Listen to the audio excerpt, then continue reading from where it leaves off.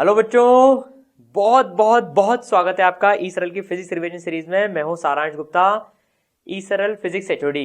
यार आज हम पता है सर्कुलर मोशन का पूरे चैप्टर का वन शॉट में रिवीजन करने वाले हैं। सारे इंपॉर्टेंट कंसेप्ट, इंपॉर्टेंट फॉर्मूले, टिप्स एंड ट्रिक्स सब इसमें देखने वाले हैं।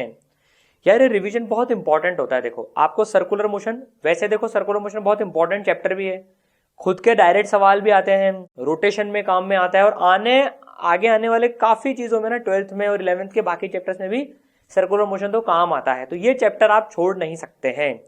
किसी का चैप्टर कमजोर भी होना यार तो ये रिवीजन वीडियो तो देख ही लेना, है ना। 3 बार आपने रिवीजन देख लिया, 2 बार रिवीजन देख लिया, 1 बार रिवीजन देख लिया, डिपेंडिंग ऑन आपकी कैसी प्रेजेंट स्टेट है। 3 बार देख लोगे ना, इसके फॉर्मूलर कंसेप्ट कभी नहीं भूलोगे, ठीक है। और जिनको ऐसे है मन हो रहा है कि यार आज मेरा सर्कुलर अब लग रहा है थोड़ा सा सर्कुलर में पकड़ छूटती जा रही है, तो यार वो बच्चे 1.5x पे देख लेना, 1.5 गुना स्पीड पे देख लेना और जल्दी हो जाएगा। हम यार इतना सा समय तो निकाल ही सकते हैं सर्कुलर मोशन के लिए, इंपॉर्टेंट चैप्टर है, ठीक है। देखो इसके जो माइंड मैप्स हैं बहुत ब्यूटीफुल माइंड मैप्स बने बच्चों। ये आपको डिस्क्रिप्शन में इसकी लिंक मिल जाएगी, इसको डाउनलोड करा लेना, प्रिंट कर लेना और इसको अपनी फाइल में लगा लेना बच्चों। ये जो माइंड मैप्स है ना, इसको अपनी फाइल में लगा लेना। जब भी आपको लगे कि यार मेरा ये पार्ट कमजोर चल रहा है, कभी रात को बैठ के रिवीजन करने का आपका मन हुआ यार, तो भाई उठाया पन्ने पलटे और माइंड मैप रिवाइज करे, ठीक है। चलो तो भाई सर्कुलर मोशन स्टार्ट करते हैं चैप्टर का रिवीजन। बहुत फास्ट रिवीजन करेंगे, कोई भी कंसेप्ट नहीं छोड़ेंगे। जेई और नीट दोनों के हिसाब से, और क्लास 11th वाले भी कर सकते हैं इसको, ठीक है ना। बिल्कुल जबरदस्त विद एनिमेशंस ये रिवीजन है पूरा वन शॉट का, ठीक है। चलो भगा दें अपनी गाड़ी, स्टार्ट करते हैं, ठीक है ना। रिवीजन के हिसाब से कर रहे हैं ये पूरा, ठीक है। चलो यार ये एनिमेशन जो है मैं उसमें भी आपके साथ में दिखाना चाहूंगा। सर्कुलर मोशन और जो लीनियर मोशन जो होता है ना, उसमें जो बेसिक डिफरेंस होता है, इसकी फील लेने से स्टार्ट करते हैं। देखो हम तो यार ये 2 लोग हैं ए और बी, इनके सामने एक कार है ना। ये दोनों कार, चलती हुई कार को देख रहे हैं। दोनों से अपन पूछेंगे भैया कार का डिस्प्लेसमेंट कितना हुआ, तो बोलेंगे एस कार, यहां से आता गया था S car, linear displacement S car हुआ। लेकिन आप देखो दोनों की मुंडी जो है ना अलग अलग घूमी। एक जो पीछे वाला है बी, उसकी कम घूमी, और जो आगे वाला है ए, उसकी ज्यादा मुंडी घूमी।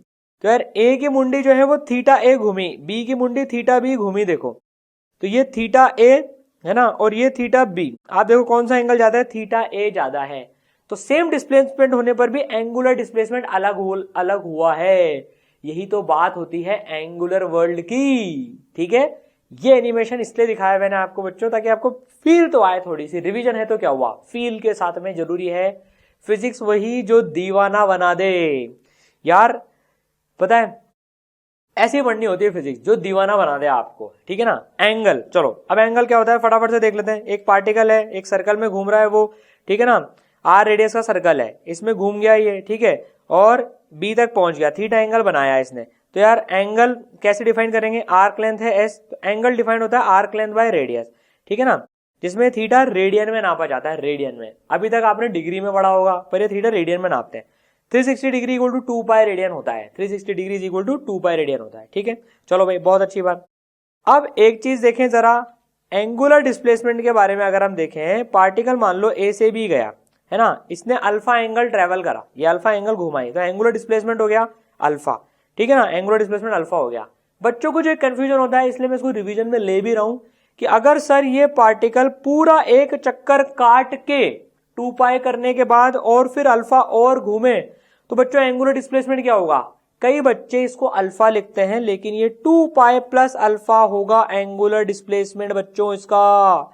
एंगुलर डिस्प्लेसमेंट क्योंकि एक ही डायरेक्शन में घूमा है, ये एक ही डायरेक्शन में घूमा, तो 2 पाई प्लस अल्फा होगा।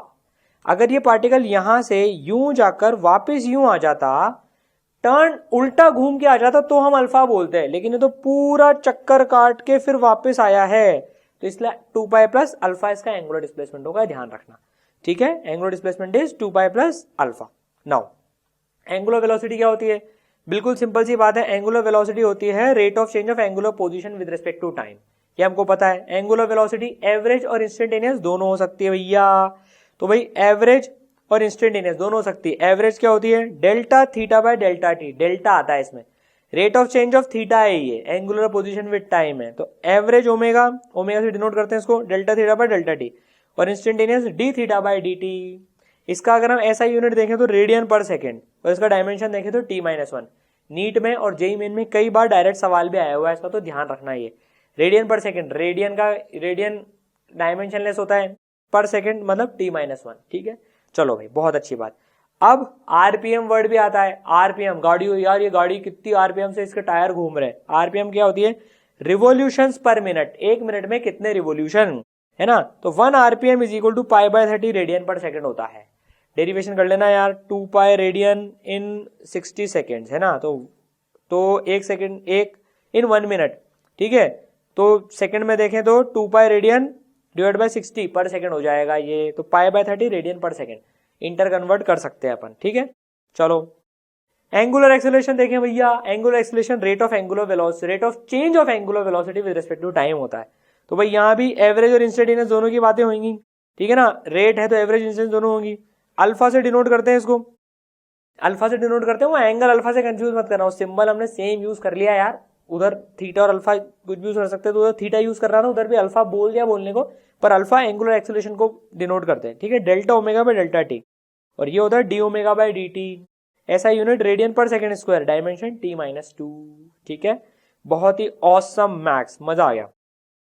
अगर अल्फा कांस्टेंट है, अगर एंगुलर एक्सेलरेशन कांस्टेंट है, तो 5 इक्वेशन होल्ड करती है।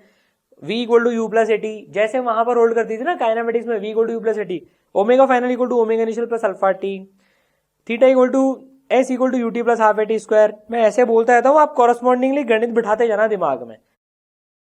v square equal to u square plus 2as, ठीक है। फिर s equal to v plus u by 2 into t, और s is equal to v t minus half a t square. ये पांचों इक्वेशन होल्ड करेंगे अगर अल्फा कांस्टेंट है तो, ठीक है। चलो बहुत ही अच्छी बात, ये रिवीजन हो गया। अब टाइम पीरियड देखें भैया, टाइम पीरियड क्या होता है, टाइम पीरियड होता है एक चक्कर काटने में कितना टाइम, पता है बचपन से पता है। टाइम पीरियड का फॉर्मूला आता है 2π/ओमेगा, 2π/ओमेगा इंपॉर्टेंट फॉर्मूला है, तो भूल ही नहीं सकते हो आप, 2π/ओमेगा, ठीक है। चलो बहुत ही अच्छी बात। सर फ्रीक्वेंसी बता दो, फ्रीक्वेंसी होती है एक सेकंड में कितने चक्कर, एक सेकंड में कितने रिवोल्यूशन, टोटल मिला के कितने चक्कर, वो फ्रीक्वेंसी होती है। 1 टाइम पीरियड होती है, तो ये हो जाएगी ω/2π, ω/2π, ठीक है। समझ गए। बच्चों को जनरली ना कंफ्यूजन हो जाता है, देखो यार टाइम पीरियड में 2π/ओमेगा होता है या फ्रीक्वेंसी 2π/ओमेगा होती है। यार सिंपल सी बात है, ऐसे हमेशा फिजिक्स में ना एक प्लान भी जरूर होता है, समझने वाला प्लान। ओमेगा जितना ज्यादा होगा ना यार, जितनी तेज पार्टिकल घूम रहा होगा, ओमेगा जितना ज्यादा, फ्रीक्वेंसी भी उतनी ज्यादा होगी। तो फ्रीक्वेंसी के केस में ओमेगा न्यूमरेटर में आएगा, क्योंकि ओमेगा जितना ज्यादा फ्रीक्वेंसी उतनी ज्यादा, ओमेगा जितना ज्यादा टाइम पीरियड उतना कम, इसलिए टाइम पीरियड 2π/ओमेगा होता है। ऐसे चेक लगा लिया करो। फिजिक्स वही जो दीवाना बना दे, और थोड़े दीवाने तो हम बन चुके हैं अभी तक ही। यार मजा आ जाता है फिजिक्स पढ़ने में और पढ़ाने में, मतलब एकदम फील आ जाती है, जिंदगी की फील आ जाती है। चलो अब जरा देखें, आर रेडियस के सर्कल में पार्टिकल घूम रहा है, इसने थीटा का एंगुलर डिस्प्लेसमेंट कर लिया, है ना। इसने आर्क लेंथ एस कवर कर ली, हमने s equal to r theta, theta equal to s by r बढ़ा था, तो s equal to r theta, है ना। अब अगर हम देखें ये पार्टिकल ओमेगा से घूम रहा है, अभी ओमेगा और वी में रिश्तेदारी निकालनी है हमको। वी इसकी स्पीड है, ओमेगा इसकी एंगुलर वेलोसिटी है, या एंगुलर स्पीड बोल लो, है ना। तो भाई आर रेडियस का सर्कल है, इसको डिफरेंशिएट कर देंगे तो v equal to r omega, derivation वाला पार्ट टेंशन मत लेना, लेकिन v equal to r omega, very important relation. Speed equal to r into omega, ठीक है। चलो very good. Uniform circular motion क्या होता है सर? यूनिफॉर्म सर्कुलर मोशन, अगर एक पार्टिकल कांस्टेंट स्पीड से, ध्यान से सुनना, कांस्टेंट स्पीड बोल रहा हूं मैं, अगर घूम रहा है, देखो कांस्टेंट स्पीड से घूम रहा है, तो उस सर्कुलर मोशन को यूनिफॉर्म सर्कुलर मोशन बोलते हैं। एक सर्कल में घूमे with constant speed. Sir constant velocity, अबे नहीं, कांस्टेंट वेलोसिटी में तो डायरेक्शन चेंज हो रहा है ना, इसलिए कांस्टेंट स्पीड, ठीक है। तो उसका मोशन यूनिफॉर्म सर्कुलर मोशन कहलाता है। Revised, very good. अब सर यूनिफॉर्म सर्कुलर मोशन में एक्सेलरेशन होता है क्या? बिल्कुल होता है यार, सेंटर की तरफ एक्सेलरेशन होता है ए, जिसका मैग्नीट्यूड होता है v स्क्वायर बाई आर। यार वेलोसिटी चेंज हो रही है ना सर, स्पीड तो कांस्टेंट है, तो क्या हुआ, वेलोसिटी तो चेंज हो रही है, डायरेक्शन चेंज हो रहा है, तो पार्टिकल का एक्सेलरेशन तो होगा ही, सही पता है। तो वो एक्सेलरेशन होता है v स्क्वायर बाई आर, ठीक है। इसको हम ओमेगा स्क्वायर आर भी लिख सकते हैं। ये एक्सेलरेशन सेंटर की तरफ एक्ट करता है, इसलिए सेंट्रीपिटल एक्सेलरेशन बोलते हैं। ये सेंटर की तरफ एक्ट करता है, इसलिए इसको अपन सेंट्रीपिटल एक्सेलरेशन बोलते हैं। A C for centripetal, towards the centre, A C, V square by R omega square R. ठीक है, तो यूनिफॉर्म सर्कुलर मोशन में भी घूम रहा है तो भी इतना एक्सेलरेशन तो पार्टिकल का होगा। ये एक्सेलरेशन जो है परपेंडिकुलर टू वेलोसिटी होता है। देखो ये एक्सेलरेशन वेलोसिटी के परपेंडिकुलर होता है और ये वेलोसिटी का डायरेक्शन चेंज करने का जिम्मेदार होता है। ये वेलोसिटी का डायरेक्शन चेंज करने का जिम्मेदारी इसकी होती है। ये चेंज करता है वेलोसिटी के डायरेक्शन को। ठीक है, चलो बहुत ही बढ़िया। नाउ अगर कोई पार्टिकल भाई v स्पीड से जा रहा है, ac उसका एक्सेलरेशन है, तो देखो ये टूवर्ड्स द सेंटर होता है हमेशा। तो जो v के डायरेक्शन है ना, आप उसके परपेंडिकुलर ऐसे बना लो, तो ये ac वेलोसिटी के परपेंडिकुलर होता है। ac भी कांस्टेंट नहीं होता है। देखो ये ऑब्जेक्टिव में आ जाता है क्वेश्चन, ये मतलब स्टेटमेंट आ जाता है इसका सीधा कि यूनिफॉर्म सर्कुलर मोशन में क्या चीज कांस्टेंट होती है। Option 1 speed, option 2 velocity, option 3 acceleration, 4 none of these. बताओ फटाफट से विच इज कांस्टेंट, कौन सी कांस्टेंट है। बच्चे क्या करते हैं, स्पीड मार कर देते हैं कि एक्सेलरेशन भी मार कर देते हैं। अबे एक्सेलरेशन का डायरेक्शन चेंज हो रहा है, एक्सेलरेशन वेक्टर क्वांटिटी है, तो इसका आंसर स्पीड ही होगा सिर्फ। ठीक है, इसलिए मैंने ये चीज बता दी। ऑब्जेक्टिव में गलती मत करना यार इसमें। राइट, डायरेक्शन चेंज हो रहा है एसी का। चलो वेरी गुड। अब कोई पार्टिकल अगर मान लो ऐसे जा रहा है कि उसकी स्पीड चेंज हो रही है, देखो इस पार्टिकल की स्पीड बढ़ रही है, विजुअलाइजेशन की बात होती है। देखो स्पीड बढ़ रही है, पहले धीरे चल रहा था, तेज तेज तेज तेज होके तेज हो गया। इसे अंग्रेजी में बोलते हैं नॉन यूनिफॉर्म सर्कुलर मोशन। ये यूनिफॉर्म नहीं है ना, तो इसे नॉन यूनिफॉर्म सर्कुलर मोशन बोलेंगे, जिसमें स्पीड चेंज होती है, वेरिएबल स्पीड होती है, तो उसे नॉन यूनिफॉर्म सर्कुलर मोशन बोला जाता है। ठीक है, अब नॉन यूनिफॉर्म सर्कुलर मोशन में भैया v स्पीड जो है पार्टिकल की, एक तो डायरेक्शन चेंज कर रहा है, सेंट्रीपिटल एक्सेलरेशन डायरेक्शन चेंज कर रहा है, लेकिन इसमें स्पीड का मैग्नीट्यूड भी तो चेंज हो रहा है, मतलब वेलोसिटी का मैग्नीट्यूड भी चेंज हो रहा है इसमें। तो एक एक्सेलरेशन जो इसका मैग्नीट्यूड चेंज करता है ना, जो स्पीड को चेंज करता है बेसिकली, उसे हम बोलते हैं टेंजेंशियल एक्सेलरेशन, क्योंकि वो टेंजेंट के अलोंग होता है, अलोंग दी वेलोसिटी होता है। तो ये मैग्नीट्यूड चेंज करता है और एसी डायरेक्शन चेंज करता है, टेंजेंशियल एक्सेलरेशन बोलते हैं इसको। ठीक है, समझ गए। नाउ अब जो है ये एसी कितना होता है, एसी होता है वी स्क्वायर बाई आर, ठीक है ना, जो कि ओमेगा स्क्वायर आर के बराबर होता है। अब जो टेंजेंशियल होता है वो rate of change of speed होता है। देखो वो ध्यान से देखना, ये rate of change of speed है, मैग्नीट्यूड ले रखा है यहां पर, तो स्पीड की रेट ऑफ चेंज होता है ए टेंजेंशियल। ठीक है, अब इन दोनों का जो रिजल्टेंट होता है ना, एसी और एटी का, एसी और एटी का जो रिजल्टेंट होता है वो ए नेट बोल रहे हैं हम, वो नेट एक्सेलरेशन होता है। और नेट एक्सेलरेशन किसके बराबर होता है, देखो दोनों परपेंडिकुलर है, under root of a c square plus a t square. ये बहुत इंपॉर्टेंट पेज है यार, ये पूरी जो नॉन यूनिफॉर्म एक्सेलरेशन है ना, बहुत इंपॉर्टेंट है।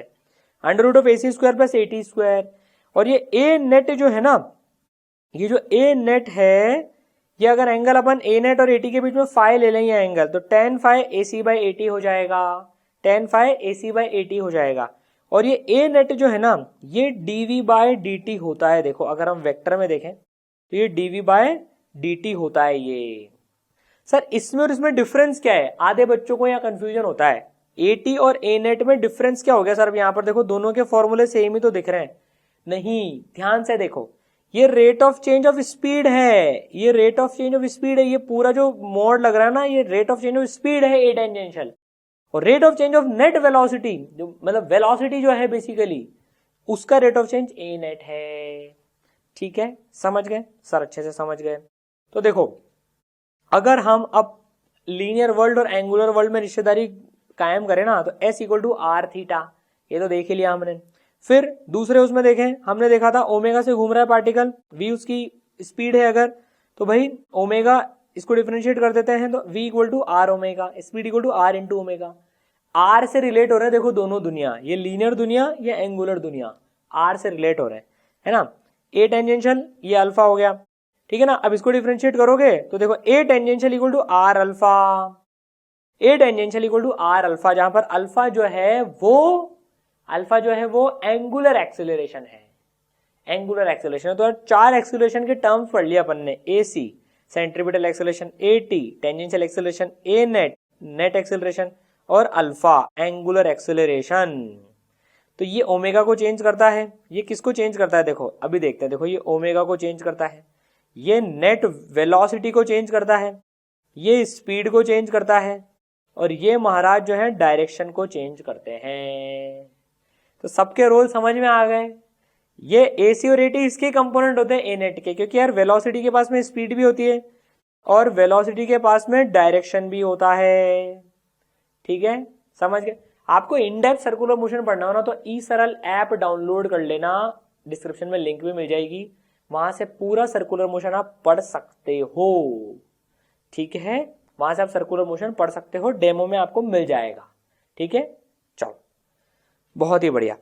अब अगर अपन जनरल देखें, कर्व में मोशन देखें, कर्विलीनियर मोशन है ना, एक कर्व में पार्टिकल घूम रहा है, अभी तक तो सर्कुलर मोशन पढ़ लिया, अब जनरल कर्व में।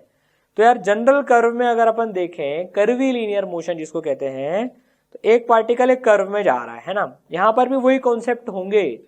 ये पार्टिकल की स्पीड है v, डायरेक्शन चेंज हो रहा है, स्पीड भी चेंज हो सकती है, डायरेक्शन भी चेंज हो सकता है, डायरेक्शन तो चेंज हो ही रहा है ना। इसका मान लो नेट एक्सेलरेशन है ए नेट, नेट एक्सेलरेशन है ए नेट। अब हम ए नेट के दो कंपोनेंट करेंगे, बाद में करेंगे, पहले ही देख लेते हैं ए नेट किसके बराबर होता है, d v by d t. A net is d v by d t, यहां पर वेलोसिटी है, rate of change of velocity है ये। ठीक है, अब देखो अगर अपन अब इसका कंपोनेंट देखें वेलोसिटी के अलोंग, ए टेंजेंशियल। ए टेंजेंशियल क्या करता है, ए टेंजेंशियल हमको पता है क्या करता है, टेंजेंशियल बताओ, स्पीड को चेंज करता है। तो component of A net in direction of velocity is called tangential acceleration eighty, जिसको हम बोलते हैं पार्टिकल का। ये क्या काम करता है, it is responsible for changing the magnitude of velocity that is speed of particle, ये स्पीड को चेंज करता है। ठीक है, तो भाई a t is equal to d v by D t. Tangential acceleration जो है हम पहले ही पढ़ चुके हैं, ये स्पीड को चेंज करता है। ये देखो d v by d t है। सर ए नेट से कैसे डिफरेंस है, ए नेट में rate of change of velocity है, ये rate of change of speed है। ठीक है, चलो अब अगर हम दूसरा कंपोनेंट देखें इसका, ए एन, वेलोसिटी के परपेंडिकुलर, तो इसे ये परपेंडिकुलर टू वेलोसिटी होता है, इसे नॉर्मल एक्सेलरेशन बोला जाता है। क्या बोलते हैं इसको, नॉर्मल एक्सेलरेशन।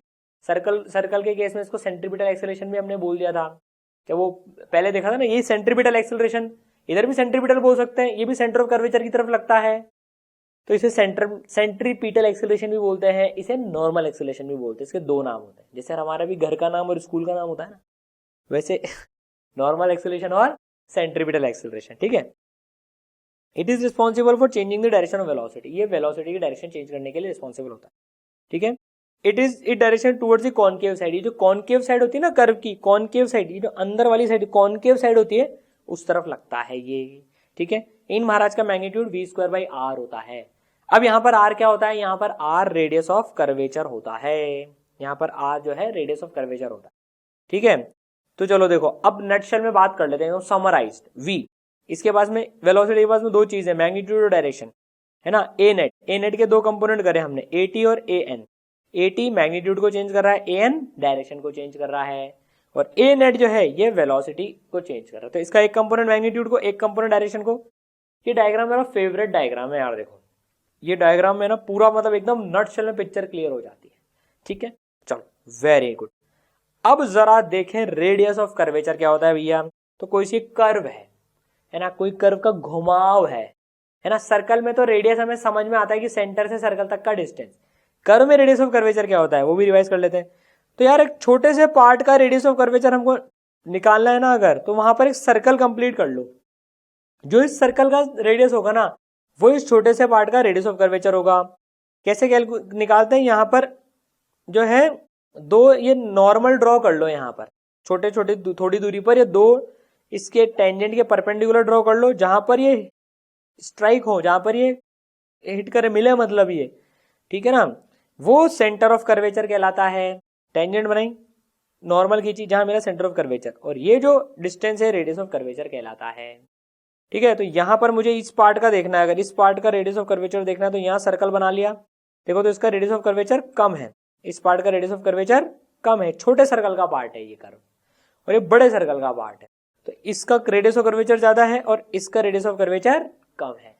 फील आई, जो जितना बड़े सर्कल का पार्ट है ना वो उतना बड़ा रेडियस ऑफ कर्वेचर, जो जितना छोटा वो उतना छोटा रेडियस ऑफ कर्वेचर। ऑसम, समझ में आया। अब देखो v और an, तो an equal to v square by r, जो कि इंप्लाई करता है r is equal to v square by n. ये r होता है radius of curvature, radius of curvature, ठीक है, समझ गए। और ये an होता है अपना नॉर्मल एक्सेलरेशन, इस तरह तो पता है, तो ठीक है ना। चलो अब एक इंटरेस्टिंग क्वेश्चन देखो, मजेदार। आपको ये फील तो कभी ना कभी हुआ होगा जब हम ऐसे स्पीड ब्रेकर पे जाते हैं। देखो एक गाड़ी जब मोटरसाइकिल या कार जो भी स्पीड ब्रेकर पे जाती है तो हम उचकते नहीं है, ज्यादा कम स्पीड में जाते हैं ऐसे तो उचकते नहीं है। लेकिन अगर हम उसी स्पीड पे ऐसे स्पीड ब्रेकर पे जाएं जिसमें बहुत दचके लगते हैं जिसमें, तो इसमें गाड़ी ऐसे उचकती है। देखो विजुलाइज करो, ये देखो वापस से विजुलाइज करो, ये देखो उचकी गाड़ी इसमें। ये रेडियस ऑफ कर्वेचर का खेल है। मैं आपके लिए क्वेश्चन छोड़ रहा हूं, सोच के देखना ऐसा कैसे होता है। फिजिक्स ऐसे पढ़ोगे ना तो मोहब्बत हो जाएगी। यहां गाड़ी नहीं उचकी, यहां गाड़ी उचकी। ऐसा कैसे हो रहा है, इसका आंसर हमने मेन लेक्चर्स में तो गिवन ही है, जो ईसरल ऐप में मिलेंगे आपको। लेकिन आप सोच के देखना, मजा आएगा यार। फिजिक्स ऐसे पढ़ोगे ना तो फोड़ दोगे एकदम, है ना। देखो रेडियस ऑफ कर्वेचर में एक की पॉइंट और होता है कि ये प्रॉपर्टी ऑफ कर्व होता है, पार्टिकल के मोशन पे डिपेंड नहीं करता। ये कर्व है, इसमें हर पॉइंट का रेडियस ऑफ कर्वेचर फिक्स है। पार्टिकल चाहे तेज जाए धीरे जाए, रेडियस ऑफ कर्वेचर चेंज नहीं होने वाला है, ठीक है। ये कर्व की प्रॉपर्टी होती है, मोशन की नहीं होती है। चलो भाई ऑसम मैक्स। अब जरा हम डायनामिक्स वाले पार्ट पे आ जाते हैं। देखो हमने फटाफट से काइनेमेटिक्स और सर्कुलर मोशन वाला पार्ट तो रिवाइज कर लिया पूरा। अब डायनामिक्स पे आ जाते हैं जरा। फोर्स और वो पिक्चर में आने वाली है अब, ठीक है ना। तो देखो भैया एक पार्टिकल जो है v स्पीड से जा रहा है, v वेलोसिटी है, ac उसका एक्सेलरेशन हो गया। तो net resultant force provided this centripetal acceleration is called centripetal force. अब यार एक्सेलरेशन है तो बिना फोर्स के तो आ नहीं सकता, ठीक है ना। तो जो नेट फोर्स सेंटर की तरफ लग के जो सेंट्रीपिटल एक्सेलरेशन देती है ना बेसिकली, वो मतलब जो net force, net resultant force जो इस एक्सेलरेशन को देती है उसे सेंट्रीपिटल फोर्स बोला जाता है, ठीक है।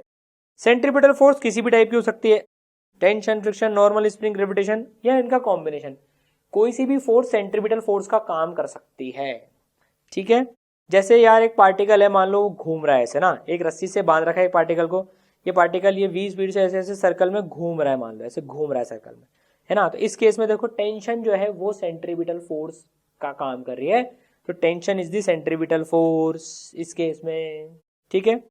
अब देखो इसका न्यूटन सेकंड लॉ से हम एनालिसिस करते हैं। तो यार देखो जो सेंटर की तरफ जितनी भी फोर्सेस लग रही है ना, sigma F C equal to M A सी।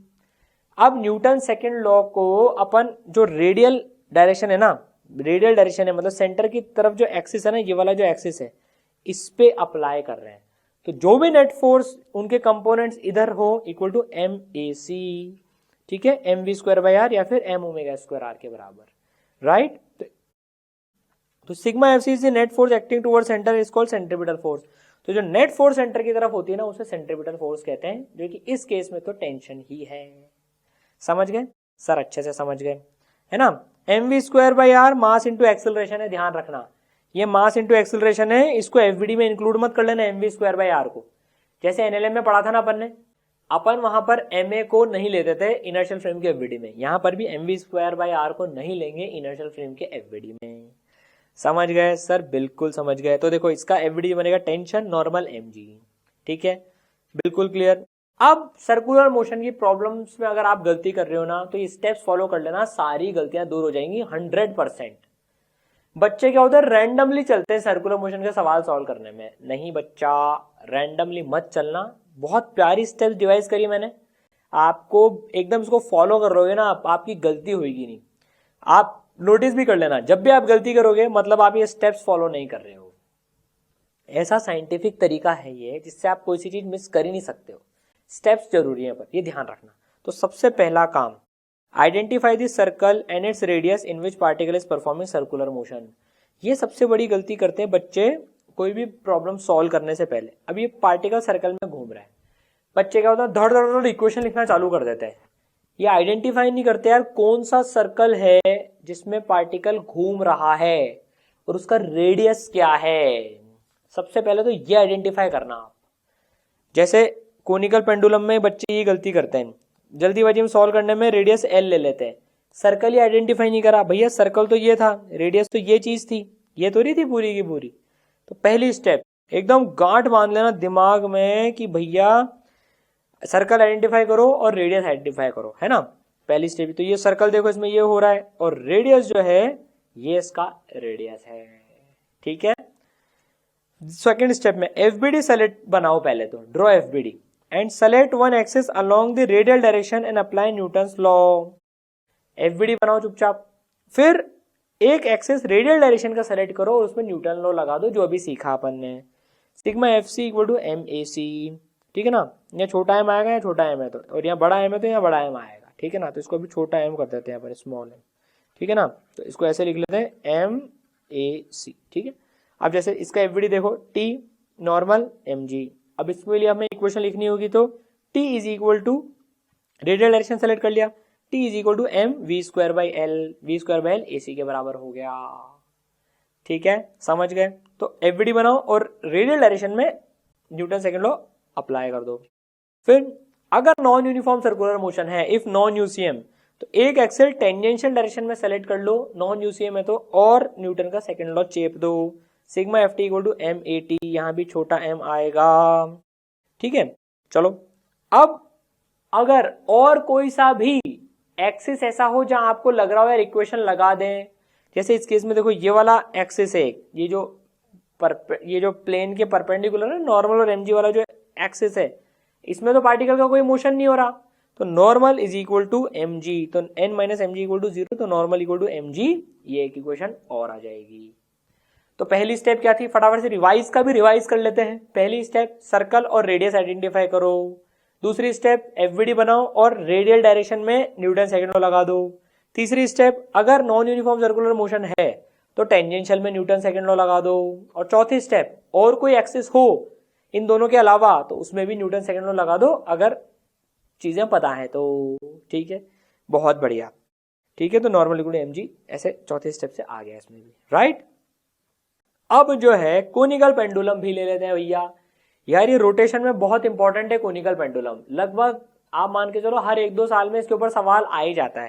तो कोनिकल पेंडुलम मतलब जो पार्टिकल ऐसे घूम रहा है, ये पार्टिकल यहाँ लटका हुआ है, मान लो ये ऐसे ऐसे ऐसे ऐसे ऐसे ऐसे पार्टिकल घूम रहा है, उसे कोनिकल पेंडुलम बोला जाता है, ठीक है। तो कोनिकल पेंडुलम में एनालिसिस करें वही, तो सर्कल आइडेंटिफाई करा, रेडियस आइडेंटिफाई करा, रेडियस छोटा आर है, यह एंगल थीटा है, ठीक है ना। एम जी और टेंशन, दो फोर्सेस लग रही है इसके ऊपर देखें तो, एम जी और टेंशन, राइट, ठीक है, ये एंगल थीटा हो गया। अब देखो आर एल साइन थीटा के बराबर हो गया, बिल्कुल सही है। टी साइन थीटा, अब हम एक्सिस सेलेक्ट करके, ये वाला एक्सिस सेलेक्ट करके इक्वेशन लगा रहे हैं, देखो स्टेप्स फॉलो कर रहे हैं, तो t sine theta equal to M we square by r हो गया। और एक इक्वेशन इस वाली डायरेक्शन में, टेंजेंशियल तो है ही नहीं इसमें, यूसीएम हो रहा है, तो t cos theta equal to M g, क्योंकि इस डायरेक्शन में तो इक्विलिब्रियम है इस वाली एक्सिस के अलोंग, एम जी वाली के अलोंग, बस हो गया काम हमारा, ठीक है। इस तरह से इक्वेशन लगाते हैं, इसको सॉल्व करेंगे तो v की वैल्यू आ जाएगी under root r g tan theta, r g tan theta, ये आर ध्यान रखना एल नहीं है, ये आर है, ये आर जी टेन थीटा, ठीक है। याद करने की जरूरत नहीं, फटाफट से आ जाता है, और चाहो तो याद करना, बस ये ध्यान रखना आर इसमें सर्कल का रेडियस होता है, ठीक है। चलो very good. Time period T solve करने पर 2 pi R by V, solve करेंगे तो 2 pi L cos theta by G आ जाता है। ये नीट में और जेईई मेन में डायरेक्ट क्वेश्चन आ जाता है, इसलिए मैंने फॉर्मूला भी यहाँ पे लिखवा दिया, 2 pi under root L cos theta by G, इसका टाइम पीरियड हो जाता है कोनिकल पेंडुलम का, ओके। चलो बहुत ही बढ़िया। अब जरा नॉन यूसीएम के डायनामिक्स देख लें भैया, तो हम ऑलरेडी देख चुके थे, v है, ac है ना, एक्सेलरेशन आ गया, तो अब इधर at है, अब हम सीधे अलोंग रेडियल लगाएंगे तो sigma F C equal to M A c, m we square by r, m omega square r, और अगर टेंजेंशियल के अलोंग लगाएंगे तो sigma f t equal to M a t, ठीक है, समझ गए, सिंपल है। तो ए नेट होता है f net equal to M a net, अगर इस डायरेक्शन में भी कभी बाय चांस लगाना पड़ जाए तो, वैसे इसकी जरूरत बहुत कम पड़ती है लेकिन हमने फिर भी लिख दिया, ठीक है, m under root a c square plus a t square. कई बार नेट फोर्स ऑन पार्टिकल पूछ लेते हैं, कई बार नेट फोर्स ऑन पार्टिकल पूछ लेते हैं, इसलिए ये काम कर रहे हैं अपन, ठीक है। चलो ये हो जाएगा, ऑसम मैक्स। अब जरा एक धमाकेदार चीज देखते हैं जिसमें से मोस्टली क्वेश्चंस आते हैं, banking of roads. Banking of roads, roads bank क्यों होते हैं? आपने अगर मौत का कुआं नहीं देखा हो ना अभी तक, तो भाई मौत का कुआं देख लो जरा, देखो ये मौत के कुएं का वीडियो मैंने खुद ने शूट करा है, कोटा में जो दशहरा मेला लगता है ना, वहां पर से मौत का कुआं का वीडियो शूट करा था भाई, जबरदस्त, मजा आ गया था एकदम। ये बैंकिंग ऑफ रोड्स का ना मतलब परफेक्ट एग्जाम्पल है ये। फील आ जाएगी यार, फिजिक्स ऐसे पढ़ी जाती है, मतलब फील आ जाएगी, देखो मजा आएगा। देखो ये मोटरसाइकिल घूम रही है, ये जबरदस्त, ये कैसे घुमाते हैं यार, ये एकदम फील आ गई थी देखते हुए। जब भी कोटा दशहरे मेले में जाते हैं ना, मतलब हर साल एक ना एक बार तो देखते ही है इसको। और ये तो यार मोटरसाइकिलें घूम रही है। अब देखना एक वीडियो दिखाता हूँ आपको जिसमें ना ये कार घूमेगी अभी, ये कारें भी घूमती, कार और मोटरसाइकिल है ना एकदम, मतलब दोनों साथ में, मतलब हालत खराब हो जाती है यार ये देखकर। ऐसे हम ऊपर खड़े थे ना यहाँ पर, एकदम वाइब्रेट कर रहा था एकदम पूरा डेथ वैली है, मतलब भयंकर आवाज के साथ में। आप इसकी आवाज सुनोगे ना तो मतलब एकदम ये कैसे घूमते हैं। और ये देखो ये आदमी तो कार के बाहर भी निकल गया, कार के बाहर मुंडी निकाल ली इसमें। ये कैसे इसकी डायनामिक्स होती है ना, वो जरा फटाफट से रिवाइज कर लेते हैं, एनालाइज कर लेते हैं पूरा। चलो बहुत बढ़िया। अब जो है वापस से अपन ये बैंकिंग ऑफ रोड्स का देखते हैं। देखो इस तरह से इसको रिवाइज करेंगे, जो स्टेप समझे उसको लगा के देखेंगे इक्वेशंस कैसे लिखी जाती है इसमें। तो देखो ये गाड़ी इस सर्कल में घूम रही है, तो identify the circle and radius. तो इस सर्कल में घूम रही है, ये इसका रेडियस है, ठीक है ना, ये इसका रेडियस है आर। फोर्सेस देखें इसके ऊपर, तो नॉर्मल और mg दो फोर्सेस ही लग रही हैं अभी, फ्रिक्शन अभी नहीं मान रहे फ्रिक्शन, ठीक है ना। तो नॉर्मल और mg दो फोर्सेस इसके ऊपर में लग रही हैं, ठीक है, अभी कोई फ्रिक्शन नहीं है। अब एनालिसिस करें, जैसा हमने देखा था कि रेडियल डायरेक्शन के लॉन्ग एनालिसिस कर लो और एक टेंजेंशियल के लॉन्ग कर लो, अगर नॉन यूसीएम है तो। ये तो यूसीएम है, फ्रिक्शन नहीं है, कांस्टेंट वेलोसिटी से, कांस्टेंट स्पीड से चल रहा है ये। तो देखो एन साइन थीटा इधर हो गया, तो N sine theta is equal to M we square by r. वो स्टेप नंबर 2, रेडियल डायरेक्शन के लॉन्ग न्यूटन सेकंड लॉ लगा दिया। अब एक एक्सिस और ले लो ये वाला, इसके लॉन्ग कोई एक्सेलरेशन नहीं है, तो n cos theta minus M G equal to 0, तो n cos theta equal to M g. Divide कर दो, एन की बैंड बच गई, तो v square by r g. तो वी की वैल्यू जो आ गई, जिसे वी नॉट बोल रहे हैं हम, under root r g tan theta. तो जब कोई फ्रिक्शन नहीं होता और गाड़ी घूम रही होती है, तो वी नॉट जो उसकी वेलोसिटी होती है वो under root r g tan theta होती है। ये तो डायरेक्ट एग्जाम्स में आ जाता है। तो ये रिजल्ट याद रख लेना, चाहे तो याद हो जाए, तो नहीं हो तो फटाफट से डिराइव कर लेना। Under root r g tan theta, ये थीटा इंक्लाइन का एंगल है ये वाला, ठीक है। चलो सर अब फ्रिक्शन हुआ तो भैया फ्रिक्शन है, अब फ्रिक्शन है लेकिन अब वेलोसिटी वी नॉट से कम हो गई, तो फ्रिक्शन लगना चालू हो जाएगा। इसकी पूरी फील लेनी है ना अगर आपको, तो मैं सीरियसली बता रहा हूँ, ईसरल ऐप डाउनलोड कर लेना, लिंक डिस्क्रिप्शन में है, मजा आ जाएगा। इसका वीडियो देखना ना बैंकिंग ऑफ रोड्स का, किसी का अगर ये कमजोर होना तो बैंकिंग ऑफ रोड्स का वीडियो देख लेना, मजा आ जाएगा पूरा एकदम, ठीक है। V less than v naught, तो अभी इसकी टेंडेंसी की नीचे जाएगी, ये नीचे जाएगी ये, तो फ्रिक्शन ऊपर की तरफ लगेगा, फ्रिक्शन ऊपर की तरफ। तो ये एफ कॉस थीटा है ना, एफ साइन थीटा तोड़ लो, तो N sine theta minus F cos theta is equal to M we square by R. Radial direction में इक्वेशन लगा दी, दूसरी इक्वेशन इस वाली डायरेक्शन में लगा दी, N cos theta plus F sine theta minus M G is equal to 0, ठीक है। सॉल्व कर लेंगे इनको। मिनिमम स्पीड है, कोई मिनिमम स्पीड पूछे अगर कि भाई स्पीड इसकी मिनिमम से मिनिमम कितनी रख सकती है गाड़ी, ये गाड़ी अपनी स्पीड मिनिमम कितनी रख सकती है, तो भैया जब तक फ्रिक्शन अपनी मैक्सिमम वैल्यू पे नहीं आ जाए, फ्रिक्शन की औकात जब तक खत्म नहीं हो जाए ना, जब तक स्पीड घटाते जाओ आप, फ्रिक्शन संभाल लेगा। कब तक? जब तक फ्रिक्शन म्यू एन के बराबर नहीं हो जाता। सॉल्व करेंगे इसको अपन, सॉल्व करेंगे तो वी मिनिमम की वैल्यू इतनी आ जाएगी, under root r g tan theta के बदले आ जाएगा tan theta minus mu upon 1 plus mu tan theta, tan theta minus mu upon 1 plus mu tan theta, ठीक है। याद रख सको तो रख लेना, नहीं तो तीनों इक्वेशन सॉल्व करनी पड़ेगी, 1, 2 एंड 3। ये तीनों इक्वेशन आप सॉल्व कर लोगे तो ये v मिनिमम की वैल्यू आ जाएगी। यहां पर v की वैल्यू v मिनिमम डाल देना इस इक्वेशन को लेते हुए, ठीक है। सर अगर अब v नॉट से ज्यादा हुई तो, अब इसने अगर अपनी v नॉट से ज्यादा स्पीड, तेज स्पीड कर रही है ये, तो अभी ऊपर जाने की कोशिश करेगी गाड़ी, तेज स्पीड में ऊपर जाने की कोशिश करेगी, तो भाई फ्रिक्शन अब नीचे की तरफ लगेगा क्योंकि गाड़ी ऊपर स्लिप मारने की कोशिश करेगी अब। तो भाई f cos theta f sine theta break कर लिया, इक्वेशन लगा दी, ये भी इक्वेशन लगा दी, एक रेडियल एक इस वाले डायरेक्शन में, और मैक्सिमम के लिए भी फ्रिक्शन म्यू एन के बराबर होगा।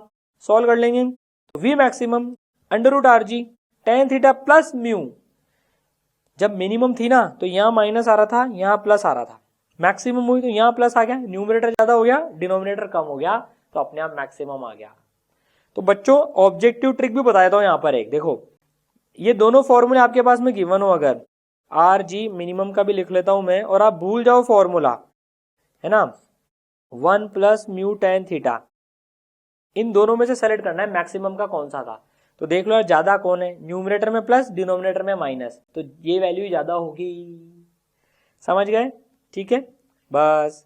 तो देखो ये गाड़ी जब चलती है ना, तो भाई ये गाड़ी फ्रिक्शन है अगर, तो वी मिनिमम से वी मैक्सिमम के बीच में चल सकती है आर रेडियस के सर्कल में। Vehicle can successfully turn on a bank road in a circle of radius r, ठीक है ना, ये अपनी वी मिनिमम और वी मैक्सिमम के बीच में, ठीक है, चलो बहुत बढ़िया। वी जब वी नॉट हो जाएगी तो फ्रिक्शन की जरूरत नहीं पड़ेगी, वी मिनिमम पे भी फ्रिक्शन ऊपर म्यू एन के बराबर, वी मैक्सिमम पे फ्रिक्शन नीचे म्यू एन के बराबर। चलो बहुत बढ़िया। अब लास्ट पार्ट जो है वो रिवाइज कर लेते हैं फटाफट से, ये एनिमेशन भी आपके लिए बनाया खूबसूरत सा, सेंट्रीफ्यूगल फोर्स। इसमें बच्चों को समस्या रहती है यार कुछ, तो सेंट्रीफ्यूगल फोर्स है ना, बाहर की तरफ एरो है देखो, समझ जाओ, अवे फ्रॉम द सेंटर जो फोर्स लग रही है ना, वो सेंट्रीफ्यूगल फोर्स है। तो यार ये मेरी गो राउंड में ना, ये घूम रहा है बच्चा, है कि मेरी गो राउंड घूम रहा है ना, और ये बच्चा यहाँ से बंधा हुआ है, इमेजिन करो मेरी गो राउंड घूम रहा है और बच्चा यहाँ से बंधा हुआ है इसमें से, है ना, बच्चा इसके साथ में ब्लॉक भी घूम रहा है। तो भाई अगर अपन इस ब्लॉक को जो कि घूम रहा है इस आदमी की नजरों से देखें, देखो मजा आएगा, पूरा विजुअलाइज करके देखो, इस आदमी की नजरों से देखें तो यार ये बॉक्स तो इसको स्टेशनरी दिखेगा, क्योंकि बॉक्स भी सामने के सामने रखा है, वो बॉक्स भी घूम रहा है, ये खुद भी घूम रहा है, तो उसको तो हमेशा अपनी आंखों के सामने बॉक्स दिख रहा है ये, है ना। तो भाई अभी बॉक्स स्टेशनरी है, तो अब इसके फ्रेम में अगर अपन देखें तो यार इधर कोई सी फोर्स लगनी चाहिए, क्योंकि अभी तो इक्विलिब्रियम का एफबीडी हो गया, इसकी नजरों से देखें तो जैसे सूडो फोर्स में होता था ना यार, बिल्कुल वैसा ही, तो यहाँ पर भी एक सूडो फोर्स लगानी पड़ेगी एम ओमेगा स्क्वायर आर। तो रोटेटिंग फ्रेम से जब एनालिसिस करते हैं तो एक सूडो फोर्स लगती है, पता है हमको, रिवीजन कर रहे हैं अभी तो अपन, एम ओमेगा स्क्वायर आर, जिसे सेंट्रीफ्यूगल फोर्स बोलते हैं। ये सूडो फोर्स ही होती है, फ्यूगल मतलब अवे, तो सेंटर से away, this is like away, away from centre, जो सेंटर से अवे लग रही है सेंट्रीफ्यूगल फोर्स बोलते हैं उसको, ठीक है। ये m v omega square r, m box का मास है, ओमेगा इस फ्रेम की एंगुलर वेलोसिटी जिससे घूम रहा है, जिससे हम एनालिसिस कर रहे हैं, और r distance of centre from box है, मतलब बॉक्स और सेंटर के बीच में दूरी है ये आर, तो एम ओमेगा स्क्वायर आर। जब भी आप रोटेटिंग फ्रेम में एनालिसिस करें तो एक सूडो फोर्स लगती है जिसे हम सेंट्रीफ्यूगल फोर्स बोलते हैं। क्या बोलते हैं? Centrifugal force. ये इमेजिनरी फोर्स है, सिर्फ रोटेटिंग फ्रेम में न्यूटन सेकंड लॉ लगाने के टाइम पर हम इसको इंक्लूड करते हैं, दैट्स ऑल, ठीक है। Direction of centrifugal forces radially outward, radially outward होती है, ये पता है तो हमको सर, ठीक है। चलो ऑसम। अब यार ये कॉन्सेप्ट है, ये बहुत ज्यादा नहीं आता है, लेकिन चैप्टर में कंप्लीटनेस हो, हम कोई भी कॉन्सेप्ट छोड़ नहीं दें, इसलिए इस कॉन्सेप्ट को मैं उठा रहा हूं यहां पर, एंगुलर वेलोसिटी इन जनरल, ठीक है ना। तो मानो दो पार्टिकल है ए और बी, ए वीए से इधर जा रहा है, बी वीबी से इधर जा रहा है। ए अगर बी को देखेगा तो उसको मुंडी घुमानी पड़ेगी देखने के लिए, क्योंकि बी और ए एक लाइन में नहीं चल रहे, मतलब इनको देखने के लिए कुछ मुंडी घुमानी पड़ेगी। तो मुंडी घुमाना मतलब ओमेगा आ चुकी है, तो भाई बी की एंगुलर वेलोसिटी ए के रेस्पेक्ट में कितनी है, तो भाई omega is v perpendicular relative by r. V perpendicular मतलब जो लाइन ज्वाइनिंग टू पार्टिकल्स है ना, लाइन ज्वाइनिंग टू पार्टिकल्स है, उसके परपेंडिकुलर क्या रिलेटिव वेलोसिटी है। तो अगर हम ये बोलें ये वी ए परपेंडिकुलर है, ये देखो लाइन के परपेंडिकुलर वेलोसिटी है, इसको अगर मैं बोलूं ये वी ए परपेंडिकुलर, और बी का कंपोनेंट देखूं मैं वी बी परपेंडिकुलर, तो वी ए परपेंडिकुलर और वी बी परपेंडिकुलर की रिलेटिव वेलोसिटी बेसिकली, तो v a perpendicular plus v b perpendicular हो जाएगी रिलेटिव देखें तो इस केस में, डिवाइडेड बाय दोनों के बीच की दूरी। एक एग्जांपल से बताता हूं, देखो मान लो ए पार्टिकल इधर जा रहा है वी ए से, बी पार्टिकल इधर जा रहा है वी बी से, अलग अलग है दोनों, आर डिस्टेंस है दोनों के बीच में। V perpendicular relative by r से देखें तो भाई ये वी ए परपेंडिकुलर इसका कंपोनेंट, ये वी बी परपेंडिकुलर इसका कंपोनेंट, तो ओमेगा हो जाएगी v a perpendicular minus v b perpendicular by r, दोनों सेम डायरेक्शन में, क्योंकि ये ओमेगा हो जाती है, समझ गए। बहुत रेयरली आता है, लेकिन हमें पता होना चाहिए, इसलिए इसको फटाफट से रिवाइज कर लिया। चलिए, relative velocity perpendicular to line joining two particles, line joining के परपेंडिकुलर क्या relative velocity divide by distance between two particles. ठीक है, चलिए ऑसम मैक्स। अब लास्ट चीज जो है फटाफट से ये भी रिवाइज कर लेते हैं, ओमेगा की डायरेक्शन क्या होती है। रोटेशन में इसके बारे में और बात करेंगे, लेकिन यह थोड़ा सा तो हमें रिवाइज करना ही है। ये पार्टिकल घूम रहा है भैया, ये ऐसे घूम रहा है पार्टिकल, तो ओमेगा की जो डायरेक्शन है वो राइट हैंड रूल से दी जाती है। अपना राइट हैंड लाओ आप, देखो अपना राइट हैंड लाओ आप, राइट हैंड को घुमाओ जैसे पार्टिकल घूम रहा है, राइट हैंड को घुमाओ जैसे पार्टिकल घूम रहा है, तो जो थंब की डायरेक्शन होती है ना वो ओमेगा की डायरेक्शन हो जाती है, जो कि इस केस में अपवर्ड है, अप ऊपर की तरफ है। राइट हैंड लगाना आप, अपने राइट हैंड से घुमाओ, देखो जिधर पार्टिकल घूम रहा है राइट हैंड घुमाओ, ऊपर हो गया। ठीक है, तो मजा आ गया। देखो सर्कुलर मोशन में एकदम फील आ चुकी है, मजा आ गया है। आप इसको जब भी आपको रिवाइज करना हो ना, ये वीडियो खोला 1x 2x जिस पे भी आपको देखना है फटाफट से रिवाइज कर लो। माइंड मैप इसके डाउनलोड कर लेना, पक्के से प्रिंट करा के रख लेना। देखो माइंड मैप, जब भी फॉर्मूले भूलो माइंड मैप के पेज पलट लिए, काम हो गया। दोस्तों के साथ शेयर करना है, सब्सक्राइब करना है और मचाते तो रहना ही है। ठीक है, सर्कुलर मोशन एकदम इजी हो जाएगा। देखो आपको तकलीफ भी आ रही है ना, पूरा चैप्टर छोड़ के मत जाना, रिवीजन वाला वीडियो तो डेफिनेटली कर ही लेना। पूरा चैप्टर कोई बच्चा छोड़ के नहीं जाएगा। ठीक है, ऑल द बेस्ट।